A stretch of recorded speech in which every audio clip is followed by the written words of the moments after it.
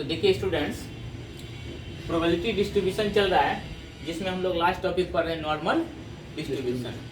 Normal distribution का basic concept बता चुके हैं, एक दो क्वेश्चन भी हम लोग सॉल्व किए थे ना। ये क्वेश्चन भी देखिए बहुत ज़्यादा इंपॉर्टेंट है। अगर ये दूसरा क्वेश्चन है तो इसका मतलब एक क्वेश्चन हम लोग सॉल्व किए हैं ना। क्वेश्चन पहले समझ लीजिए अच्छा से, तब इसका सॉल्यूशन करना। कहता है in a test on 2000 electric bulb. Electric bulb है जिसका टेस्ट किया जाता है, कौन अच्छा है कौन खराब है। It was found that the life of particular make was normally distributed with average life of 2040 hours। 2000 electric bulb का टेस्ट किया जाता है कि कौन सा नहीं, जैसे हम लोग बल्ब खरीदते हैं तो बोलता है कि 2 साल का वारंटी लेते हैं, 1 साल का वारंटी लेते हैं, उस पर लिख देता है। तो जब बल्ब तैयार होता है ना तो उसी समय उसमें जो है ना एक एवरेज एज उसमें मान के चलता है 3 साल। तो लोग 1 साल का वारंटी लेके चलता है, 2 साल के लेके चलता है। उसी आधार पे एक क्वेश्चन है, ठीक है।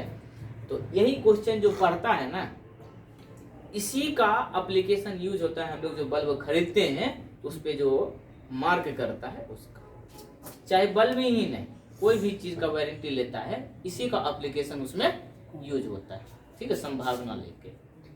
तो कहता है कि इसमें एवरेज लाइफ जो है वो 2040 है। एवरेज लाइफ मतलब क्या, मीन। एवरेज लाइफ मतलब क्या हो जाएगा, मीन हो जाएगा 2040, ठीक है। तो लिख देते हैं यहाँ पे गिवन मीन बराबर कितना 2040। आगे कहता है एंड एसडी मतलब स्टैंडर्ड डेविएशन, उसका स्टैंडर्ड डेविएशन जो है 60 आवर्स है। तो एसडी हो जाएगा 60 HRS ना। आगे कहता है estimate the number of bulb likely to burn 4। अब क्वेश्चन पूछता है कि ऐसे कितने बल्ब है, ऐसे कितने बल्ब है जो 1920 घंटा से 2120 घंटा के बीच बर्न करेगा, जलेगा। ऐसे कितने बल्ब है जो 1920 और 2160 के बीच बर्न करेगा। 2160 है बर्न मतलब खराब, जलना होता है। बर्न मतलब जलना, नहीं यहाँ खराब क्या है, ठीक है। खराब एक चीज नहीं लिखे थे, वो चीज लिखेंगे तभी होगा, यहीं पे लिख लीजिएगा, वो भी गिवन रहेगा, ठीक है। क्योंकि हाँ वैल्यू A2 बराबर 0.4772 और A 1.83, ये रहेगा आपका 0.4664।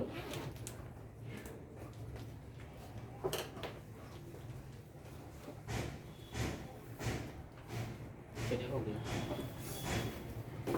ये चीज गिवन रहेगा आपको, वही बीटेक वाले को नहीं देता, उसको याद करना पड़ता है। ये एकदम कांस्टेंट जो वैल्यू है ना 1.83 का इतना ही होता है। चाहे कोई भी क्वेश्चन उठा लेगा ना तो इसका वैल्यू इतना ही होगा। ये 2 वैल्यू रहता है। हाँ नहीं, और भी वैल्यू जैसे कि 2.25 का अगर पहला क्वेश्चन बताए तो उसका वैल्यू अलग होता है। एरिया हम लोग को निकालना पड़ता है, ठीक है। अभी क्वेश्चन में समझाऊंगा और अच्छे से। तो इसका मतलब है कि एरिया 2 का वैल्यू कितना है, इतना होता है। 1.83 का इतना वैल्यू होता है। 2.25 का कुछ अलग वैल्यू जो हम लिखे थे, कितना लिखे 0.4878। 2.25 का वैल्यू लिखे थे 0.4878, उतना ही होता है, ठीक है। तो 1 का होता है 0.3413, ये फिक्स वैल्यू होता है, ठीक है। चलिए स्टैंडर्ड डेविएशन को हम लोग कहते थे म्यू। ये नंबर लेते हैं यहाँ से, ये जो गिवन है ना, ये इसके बीच जो कहता है, कभी रहेगा मोर देन, कभी रहेगा लेस देन, कभी रहेगा बिटवीन, वो एक्स का वैल्यू होता है। ABCD वाला जो एक्स है उसका वैल्यू होता है, ठीक है।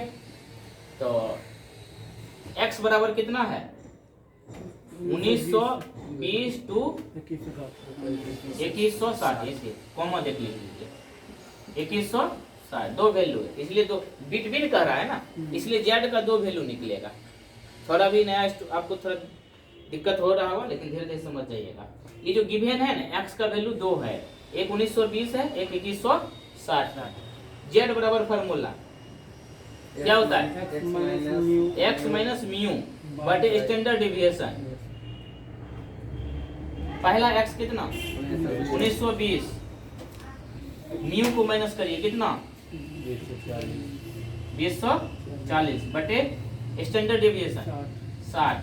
अभिषेक बताना इसका कितना आया? -2 सर। इसको Z1 कर लें क्योंकि दो वैल्यू निकालना है। कितना आया? Minus -7 -2 sir. -2 आएगा। एक चीज ध्यान रखिएगा, वैल्यू हमारा आएगा +2 या -2। वैल्यू हमारा आएगा -1.83 या प्लस इतना। इस दोनों से ज्यादा वैल्यू जेड का आ ही नहीं सकता किसी कीमत पर। अगर आया तो समझिएगा गलत हो रहा है। उस दिन भी जो बनाए थे 2.2 आया था। जेड का, इसका जेड बराबर होता है एक्स माइनस म्यू बटे स्टैंडर्ड डेविएशन। ये जो हम पुट किए हैं कौन सा? 1920 माइनस म्यू बटे 60, तो वैल्यू आया है -2। फिर Z2 निकालेंगे।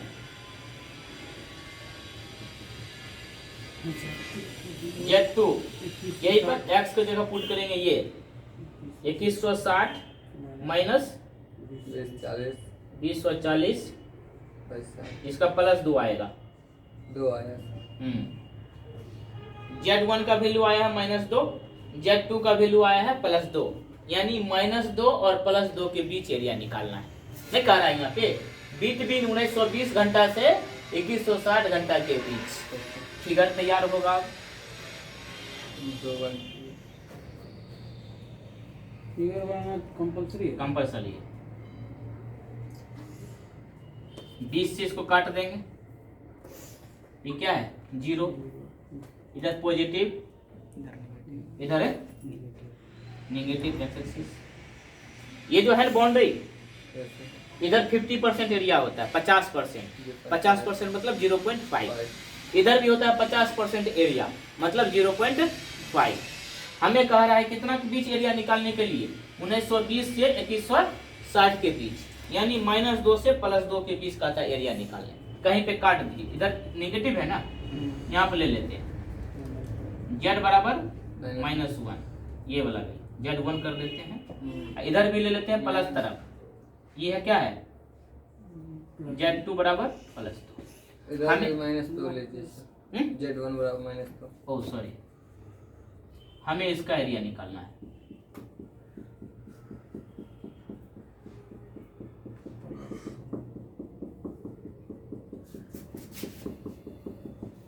हमें इस पार्ट का एरिया चाहिए। थोड़ा इसको डार्क कर दीजिएगा। हमें इस पार्ट का एरिया चाहिए। समझ रहा अंकित? अब देखिए, यहां से लेके यहां तक का एरिया कितना? 0.5। 0 से इधर का पूरा एरिया कितना? 0.5। लेकिन हमें इस दोनों के बीच का एरिया किसी का मालूम होगा तभी निकालेंगे। देखिए एरिया 2 का, पॉजिटिव 2 का एरिया है इतना।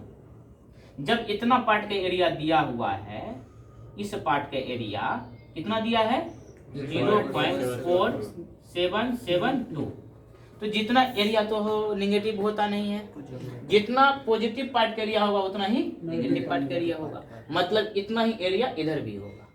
ठीक है, इसीलिए एरिया बिटवीन -2 to 2 बराबर, इसको क्या करेंगे?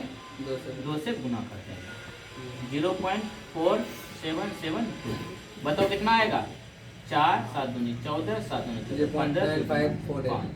देखो ये है 0.9548। आया? अंतिम में 8 होगा सर। अंतिम में 8 कैसे होगा? सही है सर। 4 बनते हैं। 772 है सर। हाँ, तो वही 4 होगा। इसके बीच का एरिया कितना आया? ये आया है। लेकिन एक चीज देख लीजिए, वहाँ कितना बल्ब है मेरे पास? 2000 था कि 200 था? 2000 है।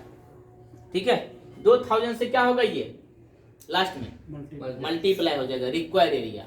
इसके बीच तो हमारे एरिया निकल गया एक के लिए, लेकिन हमारे पास है कितना?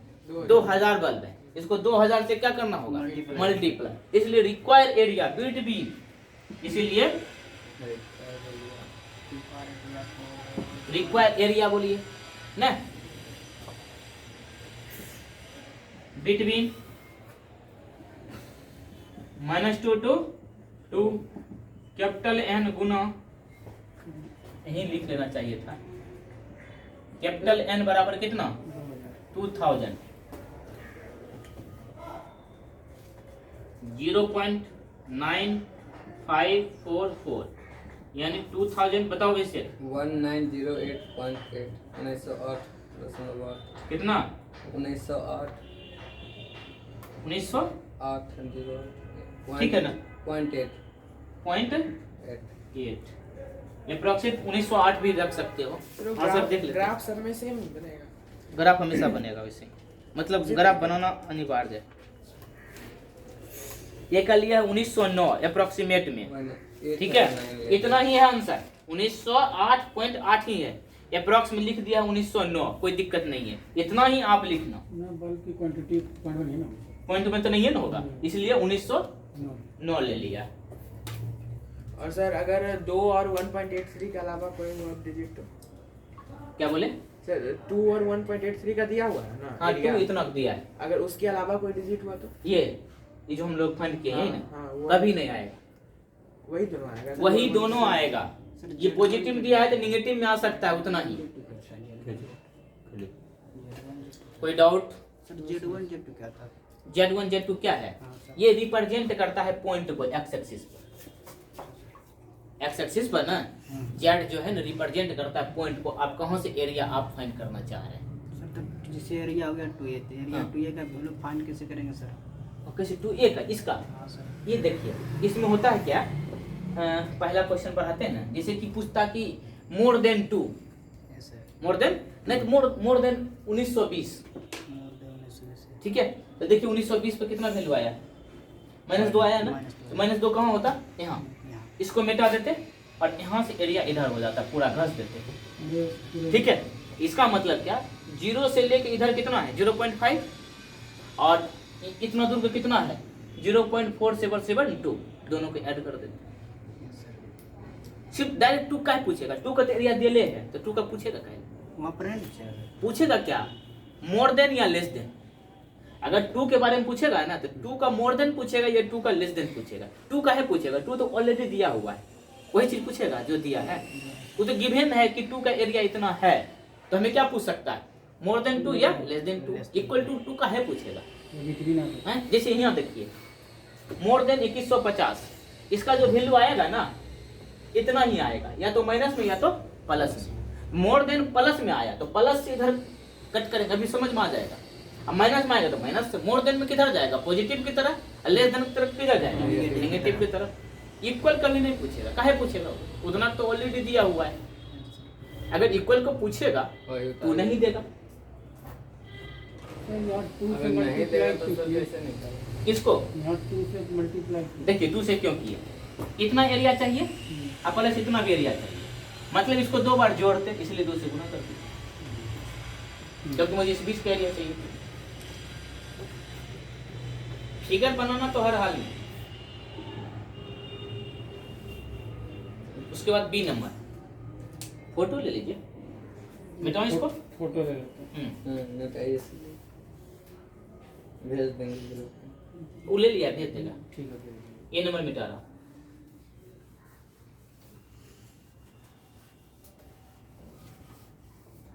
बी देखिए क्या कह रहा है, मोर देन 2100, मोर देन 2150, तो एक्स का वैल्यू कितना 2150, ये जो मोर देन लेस देन है ना वो एक्स का वैल्यू होता है, यहाँ से निकालेंगे, इसीलिए जेड एक्स माइनस म्यू बटे सिग्मा, इसका कितना 2150 माइनस 2040, इधर है ये ना है, अब बटे में 60, बताओ ये कितना आया 1.83 1.83, देखिए आया ना, उसी के आगे जेड का जो वैल्यू है ना या तो इतना ही आता या तो इसका माइनस आता,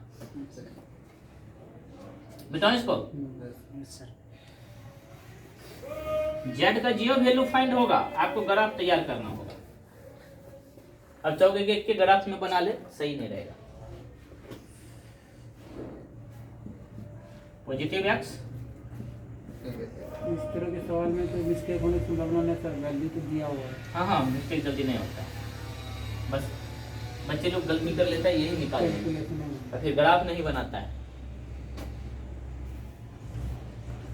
देखिए यहाँ पे क्वेश्चन देखना है, मोर देन कितना है 2150, और मोर देन 2150 को हमारा वैल्यू आया है 1.83, कहीं अपना मान से पॉजिटिव वैल्यू आया है ना, यस सर। तो पॉजिटिव तरह यहाँ पे कहीं पे काट दीजिए। ये है z का वैल्यू 1.83। मोर देन पूछा या लेस देन, मोर देन किसका मोर देन, इस पॉइंट का मोर देन। इस पॉइंट का मोर देन का मतलब क्या, इस पॉइंट से इधर, इधर इसको हम ऐसे करते हैं, इसका मुझे एरिया चाहिए। मुझे मालूम है कि 0 से लेके इंफिनिटी तक पॉजिटिव तरफ वैल्यू होता है 0.5, और ये भी मालूम है इतना का एरिया गिवन है, देख रहे हैं ना, इतना एग्जैक्ट 0 के लेग से इतना तक का एरिया ये है 0.4664। इसको दूसरे तरीका से क्या लिख सकता था मालूम है, इसको लिख सकता था a 0 to 1.83। इसको क्या लिख सकता था जानते हैं, इसको ये भी लिख सकता था a 0 to 2। लिखने का उसका अपना तरीका है, कंफ्यूजन। क्योंकि इसका वैल्यू इतना दिया हुआ है ये, लेकिन हमें एरिया चाहिए क्या, इस वाले पार्ट का। तो क्या करेंगे, यहाँ से लेके यहाँ तक 0.5, उसमें से ये पार्ट घटा देंगे तो ये नहीं निकल जाएगा, तो लिखेंगे इसीलिए एरिया मोर देन 1.83 क्या हो जाएगा, 0.5 माइनस ये 0.4664 कितना आया, 0.0336 0.0336 कितना आया। आप कहोगे सर इसको 2 से क्यों नोट नहीं किए, क्योंकि 2 भाग आइए नहीं रहा है, कहाँ से करेंगे, जो आ रहा है वही लिखेंगे, लेकिन रिक्वायर 2000 से मल्टीप्लाई, इसीलिए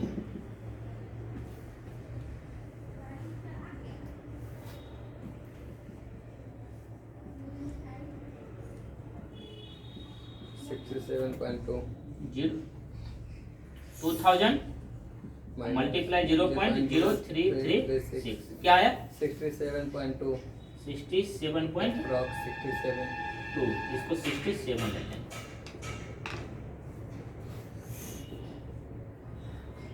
समझ में आया, बहुत अच्छा क्वेश्चन है, नोट कर लीजिए।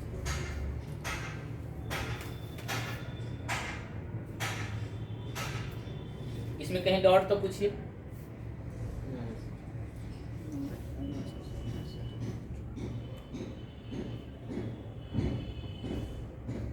ये नंबर का सर नॉर्मल सेट को क्वेश्चन बताता है हाँ जब रहेगा तो सर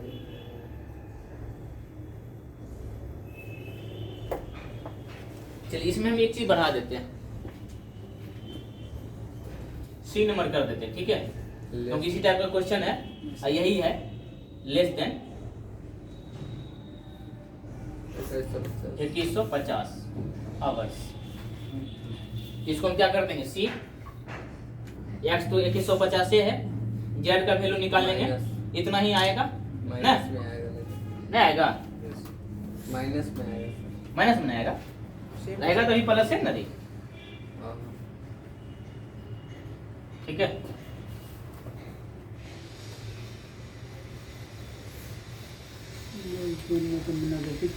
तो सी नंबर बनाएंगे, सेम आएगा, जेड का वैल्यू कितना आया 1.83, कहीं पे कट कर देंगे इसे, जेड का वैल्यू ये कितना आया, जेड बराबर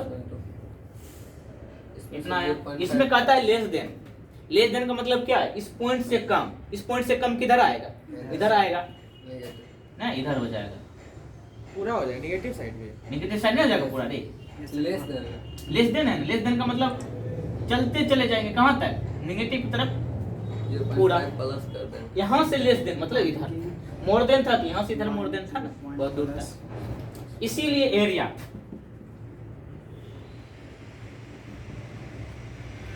1.83 बराबर। अब देखो जीरो से लेके इधर कितना है 0.5 और यहाँ से लेके यहाँ तक का भी मालूम है, दोनों जुड़ जाएगा, दोनों जुड़ जाएगा। तो यहाँ पे लिख दीजिएगा कहीं पर ऐसे करके, ये 0.466 ये हो जाएगा 0.5। 0.5 किसका, ये वाला पार्ट का 0.5, इधर भी आपका 0.5 एरिया, ये हो जाएगा 0.5 प्लस ये, बताओ इसे 0.9664 0.964, इसलिए रिक्वायर एरिया,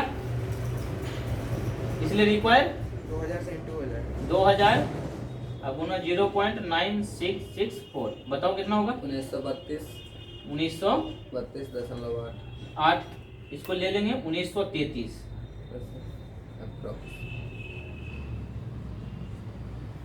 आया समझ में?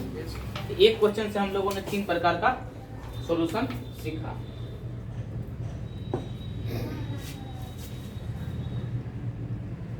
कॉन्सेप्ट तो क्लियर हो गया, अब समझे?